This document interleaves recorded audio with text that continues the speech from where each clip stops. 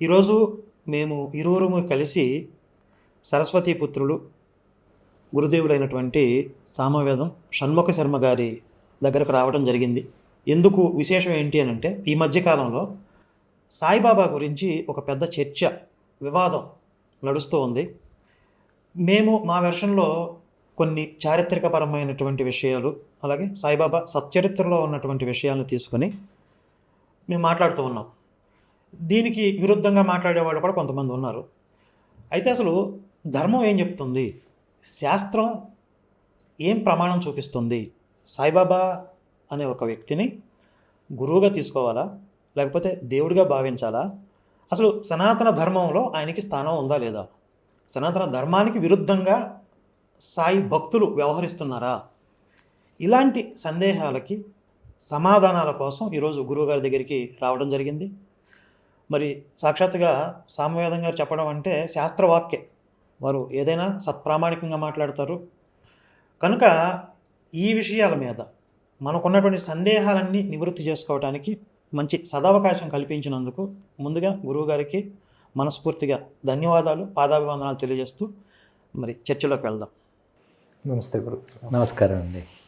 గురుగారు, స్ట్రైట్గా విషయంలోకి వస్తే సాయిబాబాని మనం ఎలా చూడాలి శాస్త్ర ప్రమాణంగా? ఇప్పుడు సాయిబాబా ఇలాంటి విధానాలేమీ నాకు తెలిసి సనాతన ధర్మంలో భాగాలు కావు అని నా అభిప్రాయం.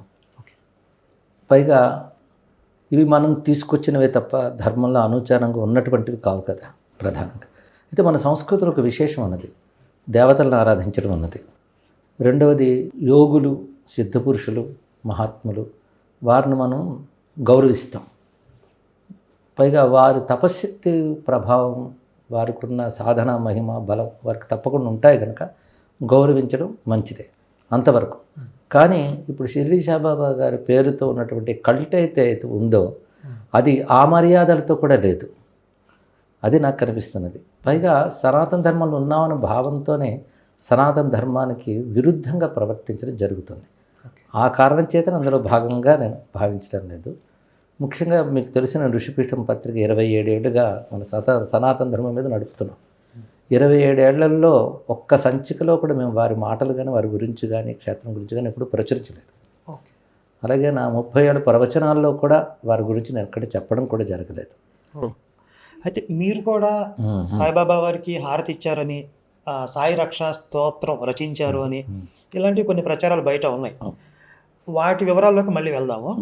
అయితే ఇంకొక ప్రశ్న ఏంటంటే గురుగారు, ఆయన అవధూత అని అంటున్నారు. అసలు అవధూత అంటే ఎవరు? ఎవరెవరిని మనం అవధూతలుగా భావించవచ్చు? సాయిబాబాకి అవధూతకి ఉన్న లక్షణాలు ఉన్నాయా? దానికి కొనసాగింపుగా ఒక ఇది వివరణ ఏంటంటే, అవధూత అంటే అశుభ్రంగాను, అశౌచంగాను, వికృతంగాను ఇలా ఉంటే తప్ప అతను అవధూత కాదు అనేటటువంటి ఒక మెంటల్ స్టేటస్ కూడా తెప్పించేస్తున్నారు లేదా వచ్చేస్తున్నారు. స్పష్టంగా అవలక్షణాలు ఉన్నవారు అని కూడా చెప్తున్నారు. అవలక్షణాలు ఉన్నవారే అవధూత అనేలా చెప్తున్నారు. అయితే అవధూతల ప్రవర్తన మనకు అర్థం కాదు. అవధూత అనేటువంటి వాళ్ళు మన సనాతన ధర్మంలో వర్ణాశ్రమాలకి అతీతులు. అదేవిధంగా వాళ్ళు మతాలకి వీటన్నిటికీ అతీతమైన స్థితి వాళ్ళది. అందుకే దాన్ని అత్యాశ్రమి అంటారు. ఈ అత్యాశ్రమి అంటే సన్యాసం.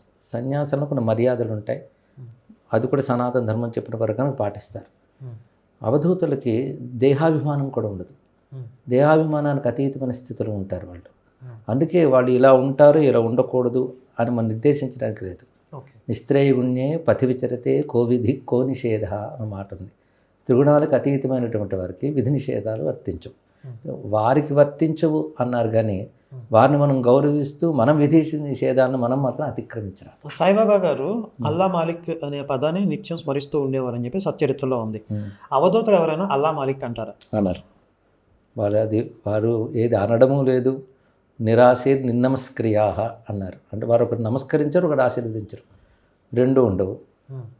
కనుక వాళ్ళు అలాగా అనే అవకాశమే లేదు. ఆశీర్వదించరు, నమస్కరించరు. అవధూత లేని వారి స్థితి అది.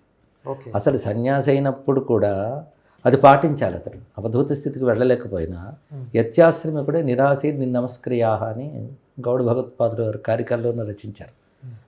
నమస్కరించరు, ఆశీర్వదించరు. అందుకే మీరు యతీశ్వరుల దగ్గరికి, పీఠాధీశ్వరుల దగ్గరికి వెళితే నారాయణ నారాయణ అంటారు. నారాయణ స్మృతే తప్ప ఆశీర్వచనం ఆయనకూడదు పీఠాధీశ్వరుడు. Okay okay. సన్యాసాశ్రమానికి నియమం ఇది వారు నియమంగా పాటిస్తారు. అవధూత దగ్గర సహజంగా ఆ రెండు ఉండవు. ఎందుకంటే అంతటేనే బ్రహ్మముగా చూసేవారు. అంటే నాకు సనాతన ధర్మానికి విరుద్ధమైన అంశాలు ఏం కనబడ్డాయంటే, శివరాత్రి నాడు నేను ఉపవాసం ఉంటానంటే అవేం అక్కర్లేదు తిను అని బలవంత పెట్టడం సంప్రదాయ విరుద్ధమైనటువంటిది అంశం నాకు అందులో కనిపించింది. ఇలాంటివి కొన్ని కనపడ్డాయి. ఓకే. అందుకు ఇది సనాతన ధర్మానికి విరోధంగా ఉందని. అన్నిటికంటే నాకు ఎక్కువగా ఎందుకు చెప్తున్నానంటే సనాతన ధర్మ భాగం కాదు అనడానికి నాకు తారసపట్టుకునే సన్నివేశాలు చెప్పాలి. ఒకటి, ఆ సంప్రదాయంలో ఉన్నవాళ్ళు ఎవరూ కూడాను మన సనాతన ధర్మ సంప్రదాయాన్ని ఎక్కువ పాటించట్లేదు, విశ్వసించట్లేదు. మరొకటి గమనించాలి, అన్ని మతాలు ఒకటైన వాళ్ళు అంటారు కానీ అందులో హిందువులు తప్ప ఇంకో మతస్థులు వెళ్ళట్లేదు, పాల్గొనట్లేదు. అంటే వాళ్ళ మతం మీద వాళ్ళకి స్పష్టమైన అవగాహన ఉంది. దాని నుంచి బద్దె తప్పము అంటున్నారు. మన మతం మీద అవగాహన లేక మన సంప్రదాయంగా ఆరాధించే శాస్త్రసమ్మతమైన దేవతల స్థానాల్లో తీసుకొచ్చి పెట్టడం బాధాకరమైన అంశం. ఇప్పుడు మనం ఆచార్యుల్ని పెద్దల్ని గౌరవించిన వాళ్ళని దైవ సమానులు అనొచ్చు, వారి ప్రబోధాలు కూడా మనం విని స్ఫూర్తి పొందుతాం, తద్వారా ఆచార్యులుగా భావిస్తాం. అంతే తప్ప దేవతా స్థానాల్లో ప్రత్యామ్నాయాలుగా మనం పెట్టాం. ఇప్పుడు మనకి మొట్టమొదటగా మనకి గురువు అంటే శ్రీకృష్ణ పరమాత్మని తీసుకోవచ్చు. కృష్ణ వందే జగద్గురు అంటారు. తర్వాత వ్యాస భగవానుడు, తర్వాత మనకి శంకరాచార్యుల వారు, ఇంత ఉన్నతమైనటువంటి గురువులు మనకు ఉన్నారు. ఇప్పుడు మనం శంకరాచార్యుల వారిని సకల దేవతా స్వరూపం అనేటటువంటి విధానం ఎక్కడా లేదు. వ్యాస భగవానుడిని సకల దేవతా స్వరూపం అనే విధానం ఎక్కడ లేదు. శ్రీకృష్ణుని శ్రీకృష్ణుడిగా ఉంచారు, వ్యాసుడిని వ్యాసుడిగా ఉంచారు, శంకరాచార్యుని శంకరాచార్యులుగా ఉంచారు. సరే, సాయిబాబా గారిని కూడా ఎవరన్నా వాళ్ళ నమ్మకాన్ని బట్టి ఎవరైనా గురువు అని అనుకుంటే మనకి ఇబ్బంది లేదు. కానీ ఈ గురువుని తీసుకెళ్ళి సకల దేవతా స్వరూపుడు, సచ్చిత్ ఆనంద పరబ్రహ్మము అనేటటువంటి పేర్లతో సంబోధిస్తూ ఉన్నారు. హారతిలో కూడా సాయిబాబాకి ఇచ్చేటటువంటి హారతిలో కూడా సాయి గాయత్రి మంత్రం అనేది ఒకటి క్రియేట్ చేశారు. వీటి మీద అంటే ఇది శాస్త్రపరంగా ఇది దోషం కిందకు వస్తుందా? వీటి మీద మీ స్పందన? అందుకుంటే కాకుండా గురువుగారు సాయి సహస్రనామం కూడా వచ్చింది, సాయి గీత వచ్చింది. అలాగే హిందూ దేవి దేవతల నామాలతో కూడా సాయి రామ, సాయి కృష్ణ, ఇట్లా అన్నీ ఇక్కడక్కడ సాయి సత్యనారాయణ వ్రతం కూడా కొంత ప్రాచుర్యంలో ఉంది. ఇలా ఇవన్నీ జరుగుతూ ఉన్నాయి. ఇవన్నీ ఇలా జరుగుతాయని సాయిబాబాకి తెలియదు. అదే ఇక్కడ ఆలోచించాల్సిన అవసరం. అంటే ఇది ఎవరు దీన్ని తయారు చేస్తున్నారు, మరొక మతంగా తయారు చేస్తున్నారు. బాధాకరమైన అంశం ఏంటంటే అది మన మతంలో చొప్పించారు. అది ఇక్కడ ఇమిడియట్ అటువంటిది కాదు. అవతారములు లెక్క మనకు శాస్త్రం చెప్పింది, జరిగిన అవతారాలు చెప్పేసింది. కృష్ణావతారం తర్వాత మరి అవతారం లేదు, కల్కి అవతారం ఇంకా రాలేదు. వీటి గురించి పురాణముల అవతారముల సంఖ్య ఇప్పటివరకు ఎన్ని జరిగాయి, తర్వాత ఏం రాబోతున్నాయి, ఇవన్నీ చెప్పాయి. కృష్ణుడి తర్వాత అవతారం లేదు అంటే మరి వెంకటేశ్వర స్వామి వారు? వెంకటేశ్వర స్వామి కృష్ణుడికి తర్వాత వచ్చిన వారు కాదు, కృష్ణుడి కంటే పూర్వమే ఉన్నటువంటి వారు. ఇది అర్చామూర్తి అంటారు, అది అవతారం కిందకి రాదు. అర్చామూర్తి, అర్చామూర్తి అంటే అందరూ ఆరాధించడానికి తనను తాను ఒక మూర్తిగా ప్రకటించుకున్నారే తప్ప ఆయన ఒక రూపం ధరించి వెళ్ళడం, కథ నడపడం అది కాదు. అర్చామూర్తిగా ఆవిర్భవించారు. సాక్షాత్ నారాయణుడే దిగి వచ్చి అర్చామూర్తిగా ఆరాధింపబడ్డాడు. అది ఎప్పటి నుంచి? ఇప్పుడు మనం ఉన్నటువంటిది కలియుగం, వైవస్వత మన్వంతరం లేదు. ఇది ఆదో కృతయుగే అని వర్ణించారు. అంటే మొదటి స్వయంభువ మన్వంతరం మొదటిది.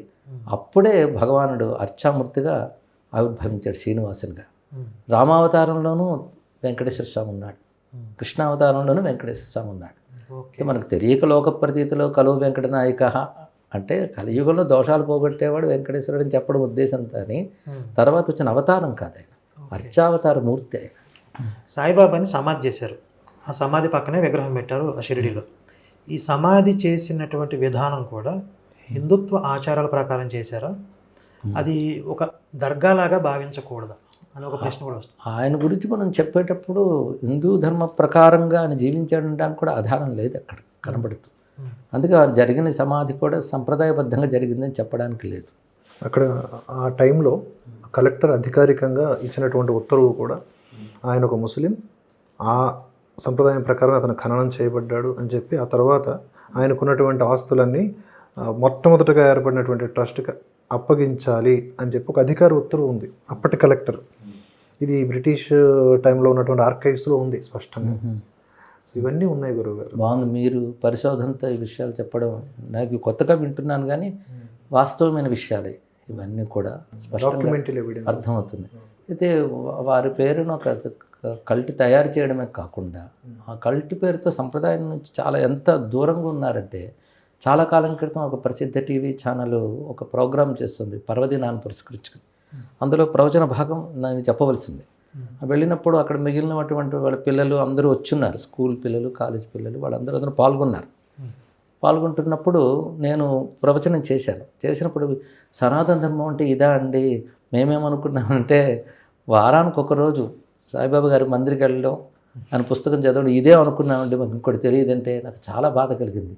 ఇన్ని లక్షల సంవత్సరాలు అదే చరిత్ర కలిగినటువంటి గ్రంథంలో మన రామ కృష్ణ ఇవన్నీ పోయి వీటి ప్రాధాన్యాలు తెలియకుండా వీటికి సంబంధం లేని తీసుకొచ్చారు కదా. ఇప్పుడు మన శంకరాచార్యను పూజించిన ఒక ఆచార్యుడు గంట వాళ్ళల్లో మనం భగవత్ చెప్పిన విషయాలని చెప్పారు కనుక భగవత్ సమానం. అంతేగాని వారి అవతారము ఇవి మనం అని వాళ్ళని ప్రత్యేకంగా వాళ్ళు పూజలు పునస్కారాలు ఇవే మనకి చెయ్యట్లేదు. గురువుగా పూజిస్తే పూజిస్తాం, కానీ మన సనాతన దేవతలు అందరి స్థానంలో ప్రత్యామ్నాయంగా పెట్టడం లేదు. ఇక్కడ జరుగుతోంది. రామాయణ మహాభారతాలను తీసేసి సాయి సచ్చరిత్రని పెట్టడం పారాయణ గ్రంథంగా, రాముణ్ణి కృష్ణుణ్ణి తీసేసి సాయిబాబాని పెట్టడం, ఇదంతా అసలు ఒక కుట్రపూరితంగా జరుగుతుందా అనే సందేహం కూడా మాకు వస్తుంది. అంటే ఎవరు కుట్రో నాకు తెలియదు, కానీ ఇతర మతాలు ఎలాగైతే ఈ ధర్మాన్ని దెబ్బతీయడానికి ప్రయత్నిస్తున్నాయో వీళ్ళు ఆ ఉద్దేశం లేకపోయినా ఈ ధర్మాన్ని దెబ్బతీయడం జరుగుతుంది. ఎందుకంటే మన గ్రంథాలు ఎవరికి తెలియట్లేదు, భగవద్గీత చదవాలని కూడా అనిపించట్లేదు, ఇదే చాలు అనుకుంటున్నారు. అది బాధాకరమైన అంశం. వారంలో ఒక వారం గురువారం కేటాయించడం, ఆ గురువారం కూడా గురువారం అంటే బాబానే, ఇంకా వ్యాసుల వారు లేరు, శంకరులు లేరు, ఇతర గురువులు ఎంతోమంది వందల మంది. అలాగే గురు పూర్ణిమ అనగానే సాయి పూర్ణిమ ఎక్కడా చెప్పదు. గురు పూర్ణిమ సంప్రదాయమే వేరు అసలు. గురు పూర్ణిమ అనగానే అది ఆయనకు సంబంధించిన పర్వదినంగా ఉండడం మన శాస్త్ర విరుద్ధం కాదు. పూర్ణిమని మనం 100 సంవత్సరాలుగా 1000 సంవత్సరాలు జరుపుకుంటూ ఉన్నాం. 100 సంవత్సరాల క్రితం వచ్చిన ఈయన పేరు మీద హైజాక్ చేసేస్తాం. అది అంత బాధాకరమైన అంశం. అలా విజయదశమి అమ్మవారు నవరాత్రులు శమీ పూజ పోయి ఆ స్థానంలో వారి సమాధి దినం అంటూ చేయడం ఒకటి కూడా ఉంది. శ్రీరామనవమి కూడా ఆయన చావడ ఉత్సవం అనేది, ఇవన్నీ మనం చేసుకునే ప్రధాన పర్వంలో అవి